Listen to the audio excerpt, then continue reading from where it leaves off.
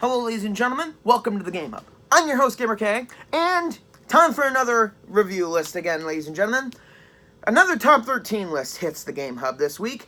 As for Villains Month, I'm going through all my favorite villains from different vias of medium. Last week, I did my top 13 Disney and Pixar villains, so let's go to something a little bit more mainstream.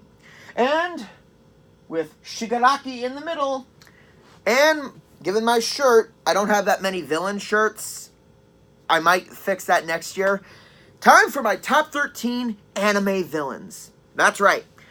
These villains have definitely defined what it takes to be an amazing villain. Because with anime backstories, they can be very intriguing, they can be very disturbing, they can be very grotesque in some ways, or they can be outright pitiful. But for these villains, I've picked the best of the worst. Okay, that kind of sounds like I'm doing a bad list. No, these are my top villains, and a lot of them, there are some that have very, very few qualities that redeem them practically. But basic rules, one per series, and only animes I've watched. So, if you're wondering why a character from, let's say, Seven Deadly Sins isn't on here, or, Full Metal Alchemist, because, honestly, I finished Seven Deadly Sins, I never finished Full Metal, and I don't know enough about a backstory for a good number of villains.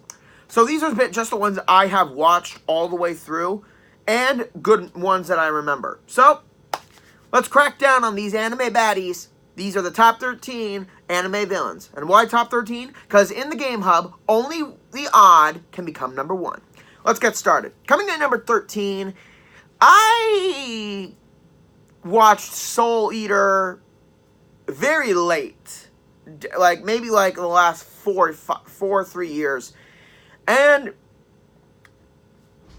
from what I could notice, there wasn't a very big discernible villain in the show. It kind of jumped from villain to villain. But there's one character who is always near the pinnacle of being the villain of the series. Medusa. Medusa Gorgon definitely gets on this list, mainly for the fact of how in the beginning she hid in plain sight, and then it was known that she was the villain. And I like her ability to, how she uses snakes, the snake tattoos on her arms. And she definitely knows how to play people. That's one thing I like her as a character. She manipulates the other witches to do her bidding by embedding the snakes in their system. So if they disobey her, yeah, you're gone. She also does very well to manipulate Dr. Stein into joining her by, I believe she implanted some dark device inside of him. I don't mean device as in mechanical. I just mean using a dark device in it, meaning she used something in order to bring out the evil in him. And it worked. One thing I really like about her also is, like another character on this list, she uses her child to her own advantage, which, yeah, you might hear that a lot about using kids on this list. And by far, seeing her death in her final, not near the end of the anime, was kind of rewarding, seeing how she died. And not only that, but after she died near the beginning of the series, she possessed the body of a child. So, Medusa is definitely a character who will go out of her way to make sure she is safe with no regards to anyone else. So, the reason she's the lowest on the list is because I just think the other villains on this list kind of have that X factor that makes them more memorable. So, if it looks like a snake, talks like a snake, well then, it's a freaking snake. Coming in at number 12. There's one thing a lot of anime do very similar. Even though they're done by different companies, they do a lot of stereotypes seemingly the same way.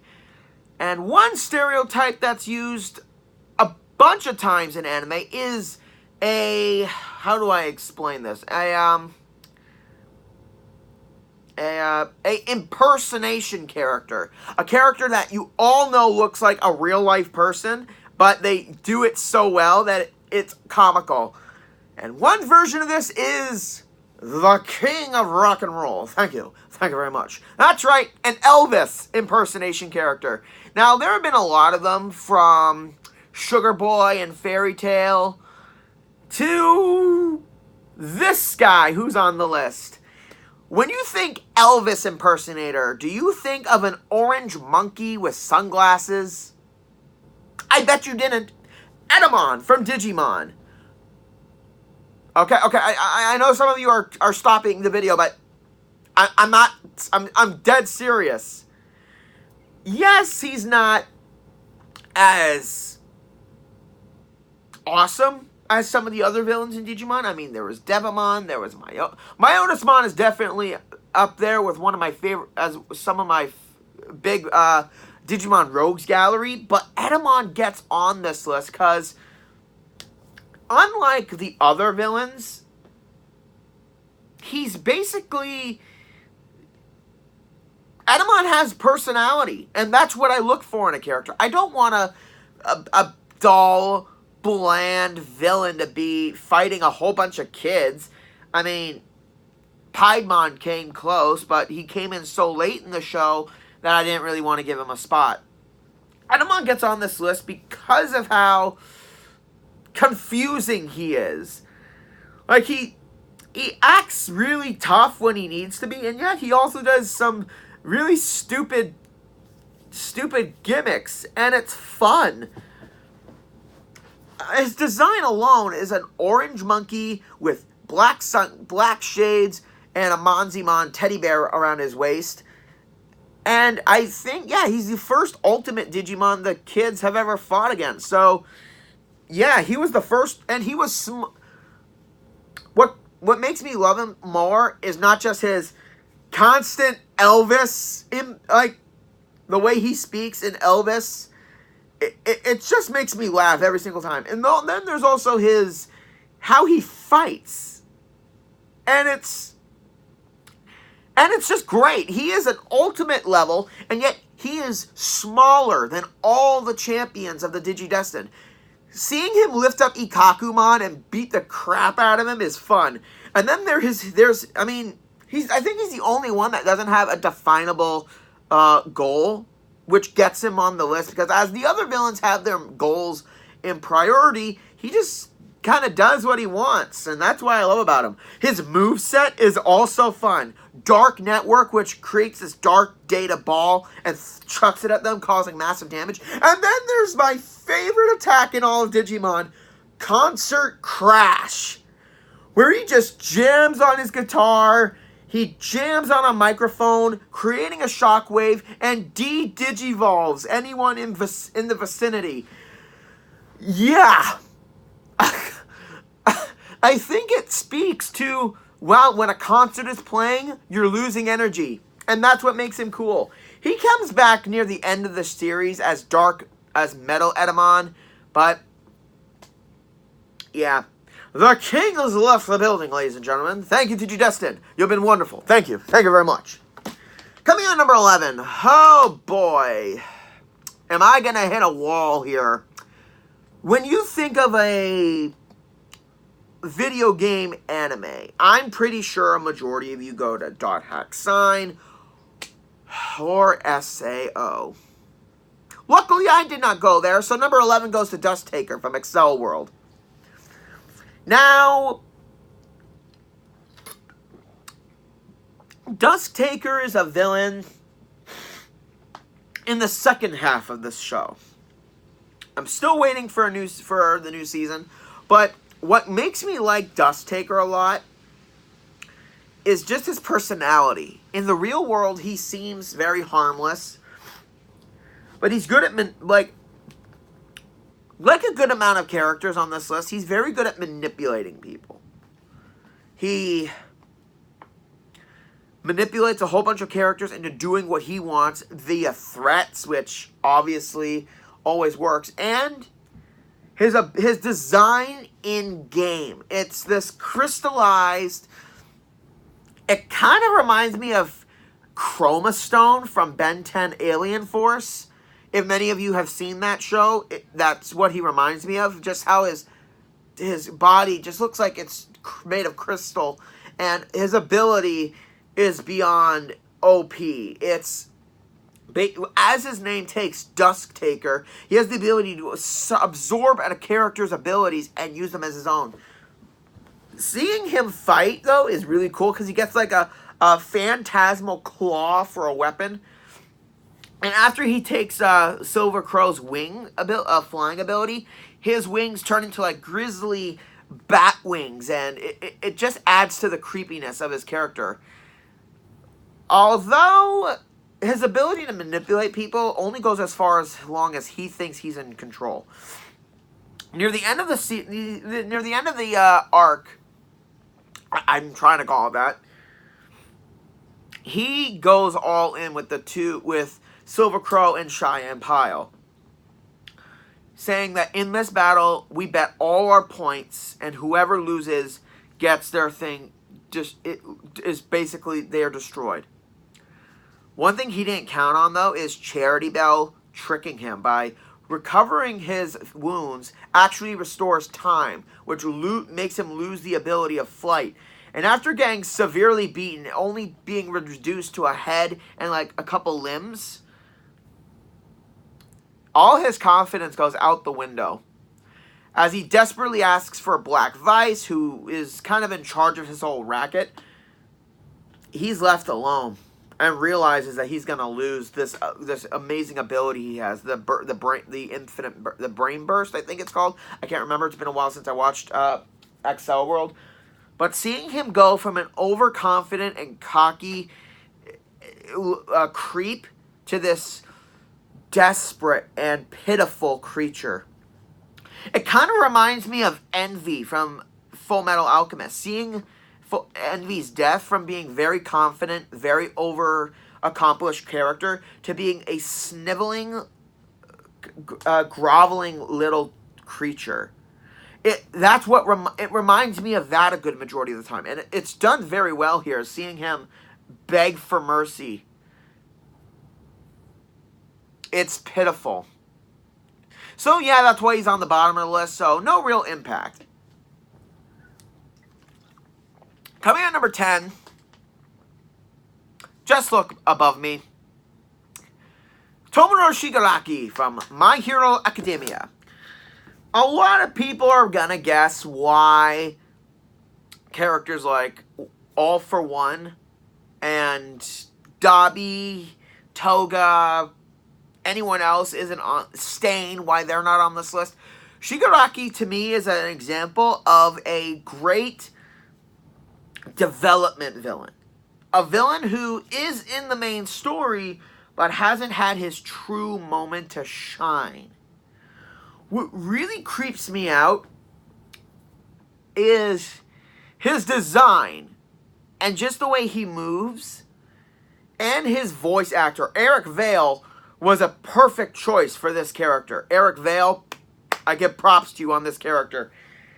From the light blue hair to the kind of crinkly and kind of decayed skin look he has, and then is his quirk where whatever he grabs will immediately decay.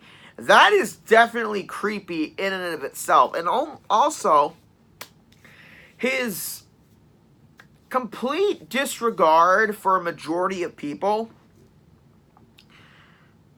He does, kind of like in the show, what All Might says, he does feel like a brat who was never told no.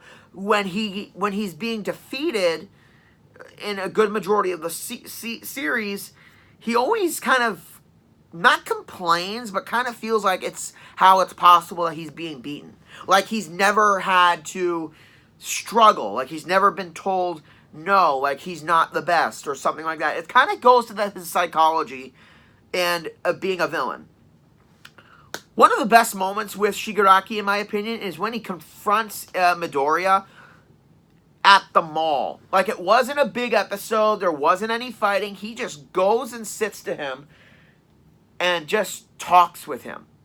Seeing his actual face, not covered up by the hand, just seeing his real face is just creepy.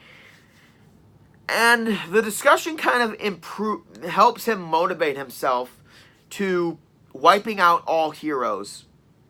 Something, and I can't wait for the new season to come out late this month, because if there's any character development I really want in this season, it's Shigaraki. I want to see more of the villain's development story. I want to see them get better. I want to see him become more of the Neo villain that we know he can be. Because if Izuku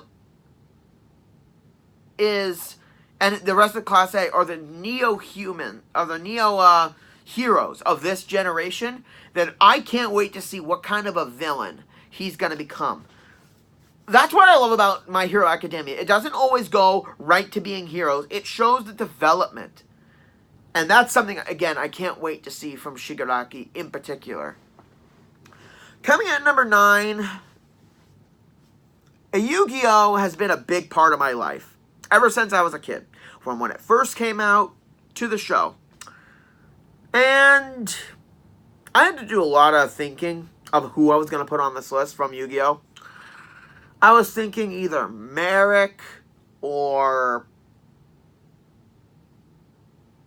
no real good villains in GX. Rex Goodwin or... No, you know what? I'm putting Vector on the list from Zexal. A lot of you people may not have liked Zexal, but for me, it was definitely a lot better. I mean, at least unlike GX and 5Ds, it managed to finish all of its episodes. Like, there wasn't anything they had to cut out or edit in. And Vector throughout the second half, the second season, was definitely a villain in disguise. I mean, a lot of people kind of saw him coming as being a Barian in disguise. But knowing that he was kind of the main drive during season 1, and then we don't realize he's not even the main villain of the Barians. What gets Vector on this list is how his plan really goes. He manipulated Dr. Faker into the events during the events of season 1. Season 2, he becomes a friend to Yuma and then starts to plant seeds of darkness within him a little bit by giving him Barian cards to use, having him doubt Astral. And then, with the big reveal, really gives Yuma a run for his money. By using... kind of like how it's said in the show from Astral, Vector uses human psychology to his advantage, and that's how he starts to manipulate people in his own way. I mean, for heaven's sake, he manipulated number 96, who was by far... think of him as the Bakura of the series, 96. Really evil of the... Okay, yeah, not even Bakura.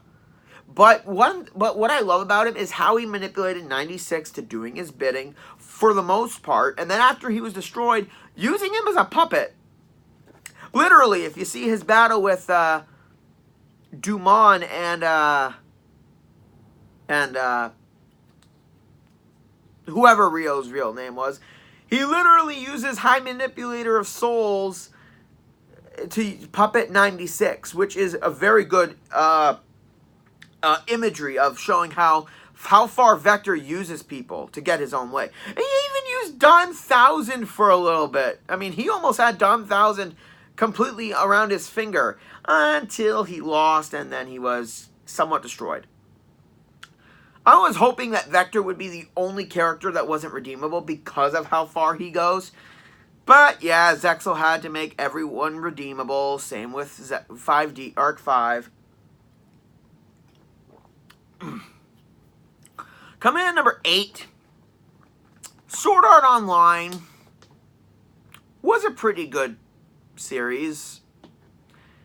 And then they constantly had to make everyone a damsel in distress in a way. And what the hell was that last half of it, number 2? But speaking of SAO2, the villain for number 9 comes from here. Sorry, number 8, Death Gun. Yeah. Yeah, I kind of figured it out in no time at all. Kind of a really cool design for a villain, and the theme, the scheme, the motivation was pretty kind of lacking a little bit, if you ask me. I mean, two brothers who were originally, one brother who was in SAO, the original SAO, who managed to get out, was a member of the killing faction, Laughing Coffin. I'm sorry, but killing people in real life because they kind of screwed you over in a video game, if that's how I remember it, that goes a little much. Very much. I mean, his whole thing about killing people, shooting at them in the game, and then they die in real life to give him this sense of godlike anonymity, but I figured it out in less than a couple episodes before the big reveal. Although, the final part where Xenon's real version, being obsessed by her friend and being attacked, yeah, I did not see that coming. And props to SAO for literally making creepy villains obsess over teenage girls. But yeah, that big fight between him, I mean, it wasn't a big fight, but the combat between Death Gun and Kirito and Xenon in the final match of the BOB, that was a pretty fun battle, to be honest. It was really intense. And yeah, the final confrontation with the real Death Gun was kind of definitely made sure I had my headphones in because it was damn right creepy. Has Alkanization done anything creepier? I hope not. Coming at number 7.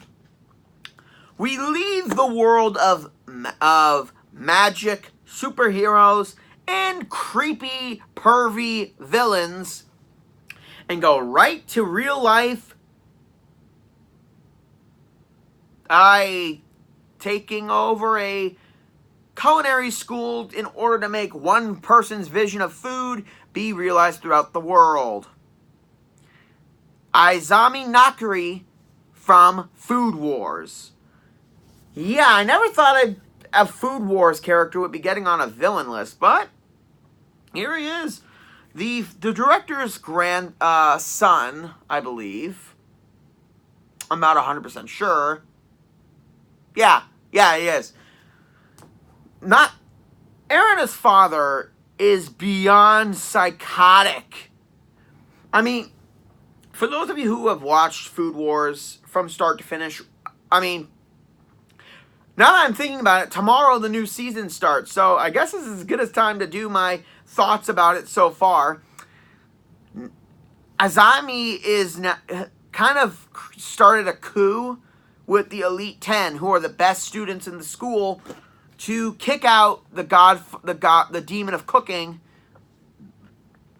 in order to get himself as director. And he's within a day, he completely changed the curriculum, saying there will be no more tests. There will be no more studying cooking theories. All you have to do is study what I teach you, and only that, and then you will succeed.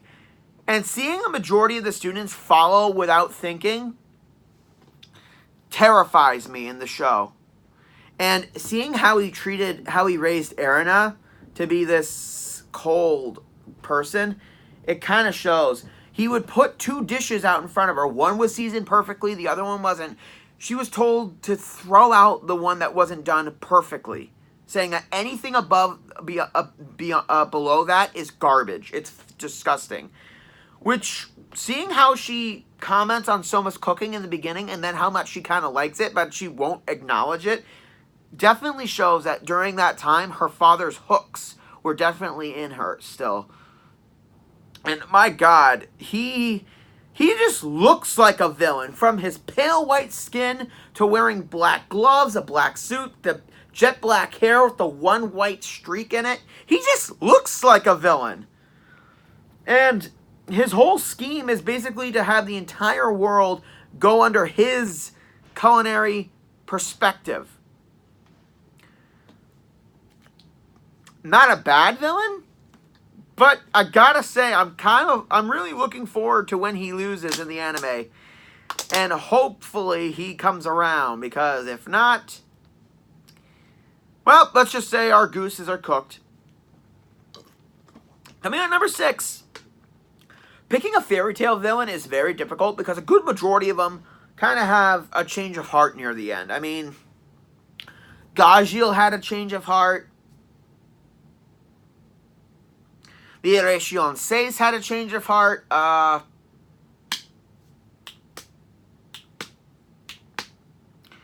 Okay, obviously no one from Tartaros had a change of heart. Some characters of Zeref's army had a change of heart, but there's one character, and Fairy Tail's almost done, so I'm going to put this guy on the list. Agnologia, the Dragon King, is middle of the list, mostly because of how... Now, in most series, they kind of show you the main villain right off the bat, but in here they kind of build him up. I can't remember when exactly they built him up. I think it was during Kenro Island when he appeared, and then for 7 long years, he's been dormant, I think, until now. And seeing him in his human form he does look primitive. He still has his intelligence. His whole scheme is to destroy the world and so he can rule it. I don't really understand it that much, but he's got a great design. The jet black dragon with the light blue accents in his dragon form is a beautiful design. And I like how, even though he lost his arm in dragon form, they still kept it in his human form, the same arm. I love how they did that. It kind of reminds me of Shishomaru from Inuyasha when he lost his one arm, and his arm was still gone henceforth. And the final battle between Agnologia and the Dragon Slayers, I'm looking forward to seeing it. I haven't watched this week's episode yet, so I'll be doing that. What makes Agnologia a really cool villain in my perspective is the fact that the fact that they didn't focus on him a lot in the show. I mean, they hinted at him here and there. They talked about him in a myth. What gives mind to a good villain is either their presence throughout the show or their lack of presence. Because with presence in the show, you can see them throughout every episode and see how they develop throughout the show. And you get to know their backstory, so you can kind of either sympathize with them or think they're just straight out monstrous. Having less of a presence in a show, obviously you don't see them until certain moments, but then it gets into your mind what this character is going to be like, because we only see them via word of mouth and through legend. We don't get to see them. We don't get to see them do anything until their big reveal, and then we start to kind of create our own analysis of what this character is going to be like. So for Agnologia, it's kind of the lack of him being in the majority of the show that gives him his threat level. Coming in at number 5. One Piece definitely has its strain of villains.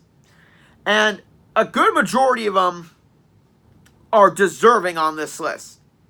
But the one villain that I really like is one that, honestly, I am predicting to be the final outcome. Marshall D. Teach, a.k.a. Blackbeard, from One Piece.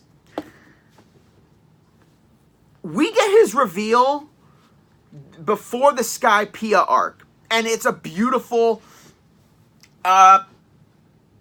introduction. For one reason, throughout the episodes, while they're on the small island, and when they're helping Old Man Cricket before they go to Skypiea, we see Blackbeard's crew here and there in these episodes. And then in the bar, when Luffy and Blackbeard are kind of commenting to each other, and after they get their asses handed to them by Bellamy, Blackbeard acknowledges Luffy and Zoro. I mean, we don't even know who this guy is, and he's talking about them. And the only thing I really like about Blackbeard in this sense is when he commented how the dreams of pirates will never end. And that kind of shows his similarities to Luffy a little bit, because Luffy is a character who wants the fame, but he still dreams. I mean, yes, he's a pirate, but he still has his own dreams, and not just finding treasure or living the good life. Like Bellamy said, it's all about just sailing ships and not having a dream. But him and Blackbeard do share their own dreams, and that's what I think that connects the two of them a little bit.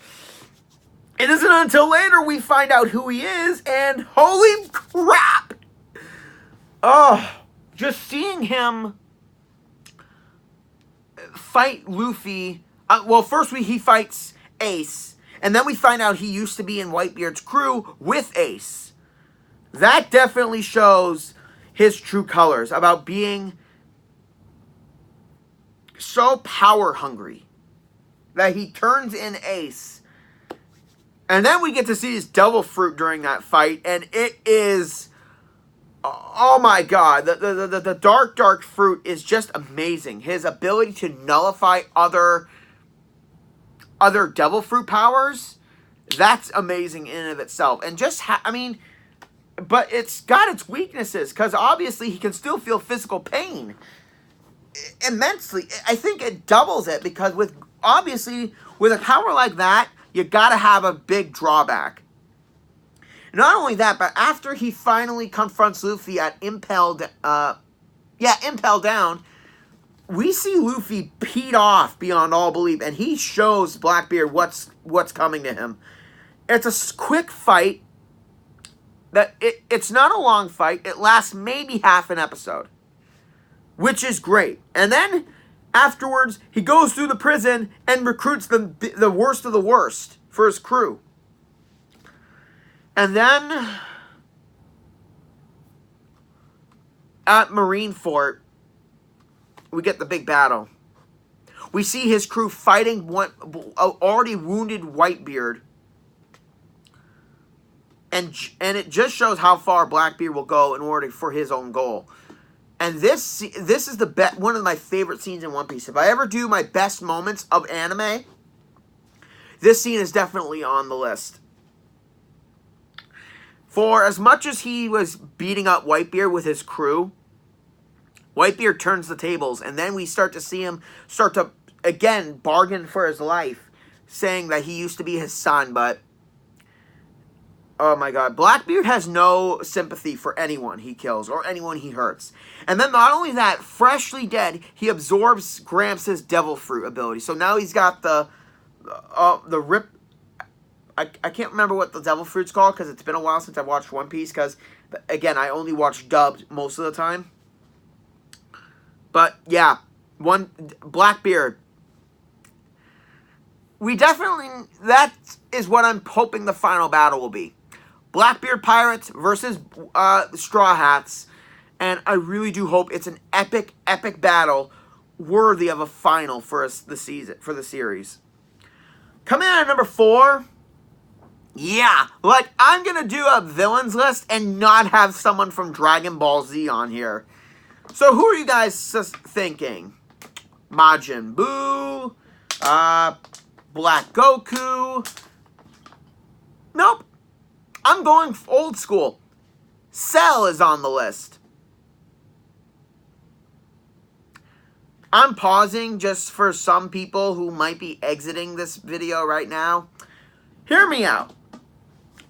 I'm not that much of a Dragon Ball Z fan, so I'm not sure if my words give any weight, but I do remember watching it as a kid, right when it was on TV, and it was one of the few animes that I started out with, and Dragon Ball was okay. Dragon Ball Z was definitely great. I watched all of the beginning. I watched the Cell arc. I watched the Majin Buu arc. And then afterwards, GT came around, and I was like, okay, yeah, that's enough. But Cell was, among the original villains, Cell was definitely my favorite. Because with the androids going on during that arc, seeing the androids and this abomination Cell, it was definitely creepy. It was a mix between Alien and a Scorpion. For those of you who are wondering, Alien from the Alien movies. So the Alien Queen, kind of. And seeing Cell outright devour his other androids in order to become perfect, it kind of speaks to his motivation, too. He's a creature that doesn't care about anything except becoming absolute perfection. And for a villain like that, you really need to get the tone of him just right.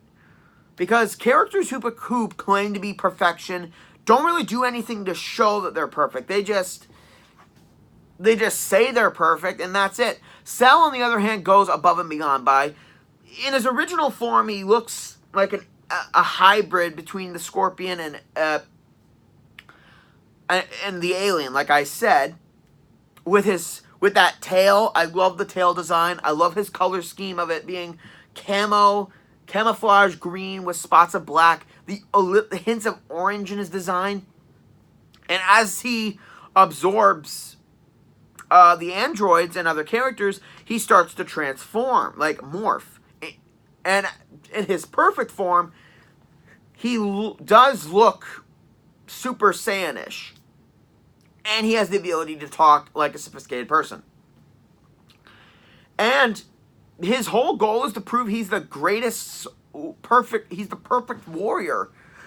So, having that being said, his whole scheme is just to prove he's a perfect being. Which is awesome. He's not out for world okay, yeah, he's kind of out, a little bit out for world domination, but, you know, he goes about it in a way, in a kind of complex, but simple way. Just create a fighting arena, fight anyone who wants to challenge him, and prove his perfection. Pretty much it. Very simplistic, and that's why he gets on the list. He's not so complicated, as unlike a good majority of Dragon Ball characters. Alright, we got the top 3. So, what gets these top 3 characters on the list? Okay, I'm going to spell it out for you, and I'm going to pause so you guys can kind of think about who I'm going to be talking about. Completely sociopathic and a god complex. Definitely not Mother of the Year and perverted. From the get-go. Manipulative, all-powerful, and cold-hearted. Those are your hints. Now let's get down to it. Coming at number 3. Light Yagami, a.k.a. Kira from Death Note. Throughout the series, Kira has been a villain, in my opinion, who definitely strays from what makes a classic villain. But this is more of a criminal mastermind type of villainy. Because he sees what he's doing as ridding the world of evil, and for him to be the god of the new world. Not only that, but with Ryuk at his side, they make for a very comical, evil team. But what gets Kira above the list is his mindset. He kind of represents what could really be a real-life person. I mean, obviously not with a Death Note, but with someone who believes that the world is evil, and those who are evil need to die, and that they see themselves as doing the world a favor, doing the world justice. So that's where Kira's mindset becomes a reality, because there could be someone like this. And it's scary in the world to think that. Not only that, but not only is he ruthless with the Death Note, he uses his clever intellect to create plenty of booby traps and ways of figuring out if people have been snooping on him. Seeing his process throughout the series is great. They don't just explain he's a genius. They don't... I need to catch my breath. It's not a character where they just say he's got a high IQ, so he's a perfect genius. We actually see his genius throughout the show, where he created that little safety compartment for the notebook that will destroy if someone else is not careful. Figuring out if someone was in his room by using a little bit of pencil lead. And many other things. I really need to rewatch the series in order to remind myself. But what also makes Kira really dangerous is what happens in the second episode of the show, the second episode of the whole series. When someone, as Kira's telling himself that he's gonna be the god the god that the world deserves, that one who is killing murderers and other criminals, just from L saying that he's the evil one, Kira, okay, yes, throughout the entire series, Kira is very calculated, he's very methodical. Unfortunately, he's also childish, as shown by this and in L's explanation of how childish he is. Without giving it a second thought of how bad it would be for him, he writes down Taylor's name and kills him right then and there, just because he insulted him. A character like that definitely has faults, because being in a big position of power definitely makes someone childish a little bit in one way or another. And in the end, Kira got exactly what he deserved. All evil needed to be purged, and that included you. On to the next crazy. Coming out number 2. This is the third time anime has done a terrible mother. We got Medusa. We have Irene from Fairy Tail. And the worst mother of... Worst Mother of the Year award right here, ladies and gentlemen. Ragyo Kiryuin of Kill la Kill. Oh boy, where do I start in this nutshell of a series? Ragyo is the head of the Reeboks Corporation, which creates clothing, or I think is a high-end company. Also, for those of you who don't notice, Reeboks, flip it around, it's Covers, which is the name of those evil suits. Did anyone else notice that? Hopefully. So, her and her husband were researching life fibers, and they tried to get it done with their first child, okay, I'm not going to go spoilers with Satsuki, but sadly it didn't work, so they decided to use her second child. Presumably died, and Ragyo just tossed her out. Yeah. And then throughout the series, we see how creepy she is. She is supposed to be like this beacon of perfection a little bit. Another perfect character. Perfect! But we see her creepy side indefinitely. Also, what's with the rainbow shiny hair? I've never seen hair like that before. Do you use different conditioners, or... I don't know. But Ragyo definitely gets near the top of the list, just of how cruel she is. She is planning to use alien clothing to take over the world. Yeah. It's like if Calvin Klein and Ralph Lauren decided to be taken over by aliens. Not sure if that's funny or not, but I'm going with it anyway. Not only that, but we see how cruel she is to people. For example, her own daughter, Satsuki. Oh, just... Okay, yeah. I'm not even going to get into it. I'm not even going to get into this topic because it was so creepy it made my skin crawl. Just remember, ladies and gentlemen, that's her daughter. And she's definitely ruthless in battle. But in the end of it all, Ragio gets on this list because she's a cold, calculating monster, especially towards her own children. It doesn't matter who anyone is, if it doesn't invoke what she's going after, she will completely destroy you. That's what makes her a very dangerous villain, what makes her a dangerous character. That's why she's number 2 on the list. All right. We're about to go a little bit retro, ladies and gentlemen, because this character has been the main villain throughout an entire series. He's manipulative. He's calculating. Naraku from Inuyasha is my number 1 anime villain for a majority of reasons. First off, his backstory is tragic enough. He was human, but then he chose to be devoured by demons in order to gain his abilities and to become this perfect creature. And he noticed the power of the jewel shard.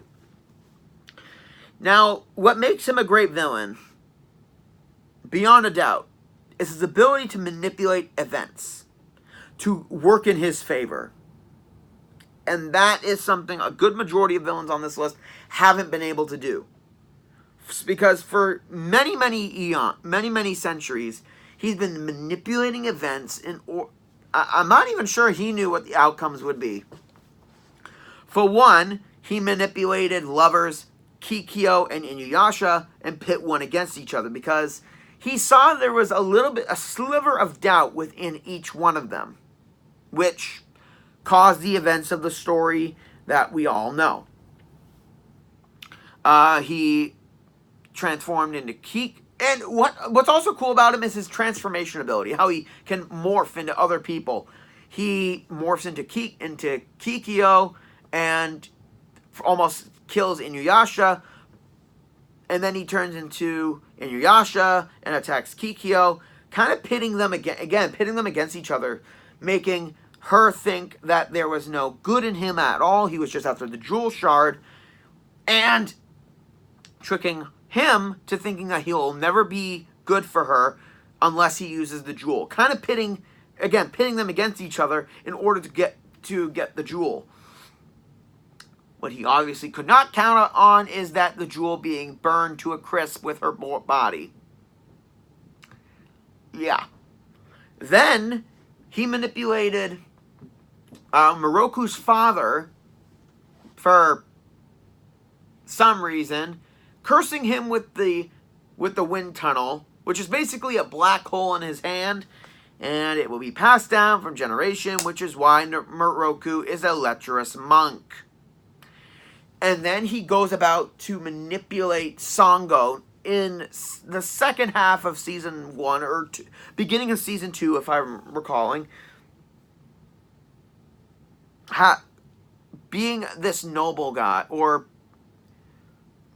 just being a big manipulator, manipulates her family into going into a dangerous mission, gets everyone killed, and then starts to use her boyfriend. Sorry, my mind's getting a little jumbled because there's so much to remember in this show, to make her brother his puppet. And not only that, but he creates clones of himself, like essences of himself, bringing back to life the Band of Seven in order to stop Inuyasha and friends. And just, my God, Oh my god, ladies and gentlemen, death battle idea. Naraku versus Xehanort. Because they both do the same thing. They manipulated events through years. They created multiple versions of themselves. And they're after one object. They're after one thing. So yeah, throughout the entire show, Naraku has manipulated events, fought every single character at one point or another in various forms. Basically, he's the master manipulator that I've ever seen in an anime, and that's what makes him on the top list. He's threatening, he's calculating, and without a doubt, he has no remorse for anything he does. I mean, obviously, no one in this list has remorse whatsoever, but being this masterful of a manipulator shows that he has removed his human half from him. Because, yeah, I know a good majority of humans who are very manipulative, but to go this length, takes excruciatingly lack of empathy, lack of human emotion. So, in the end, he really did become the demon he always wanted to be. And that's it for this week's top 13 list. Hope you enjoyed the list. Comment, like, subscribe down below. Share this video if you want. Coming next week, we're going to a franchises that will definitely get you powered up. Super Sentai and Power Rangers next week, ladies and gentlemen. This is Gamer K, logging out.